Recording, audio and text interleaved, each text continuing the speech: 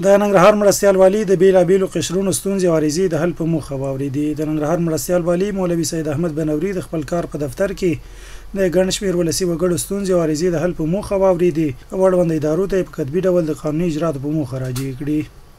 جلال آباد ښاروالۍ له لوري جلال آباد ښار کې د ښار پاکونې اشر ترسره شو. ښاروالۍ مسؤلین وایي له دغه اشر یې موخه ښاریانو ته پیغام ورکول دي ترڅو خپل ښار پاک وساتي.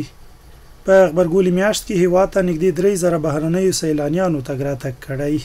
تېره ورځ د تورخم له لارې 9 بیا د قندهار سپین بولدک له لارې 10 د نیمروز د ورېښمو پله له لارې 55 او د هرات اسلام کلا له لارې 2 کورنۍ هیواد ته راستنې شوي دي.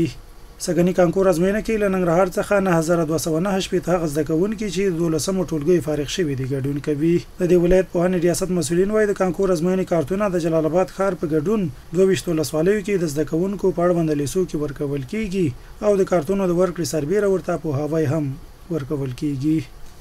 او د ننګرهار عدلیې نوی رئیس مسؤلینو ته وپېژندل شو. د ننګرهار ولایت مقام بشري سرچینو رئیس مولوي محمد طاهر جلالي له لوري د عدلیې نوی رئیس مولوي محمد رئیس محمدي د دې ولایت مسؤلینو او د دغې ادارې کارکوونکو ته وپېژندل شو.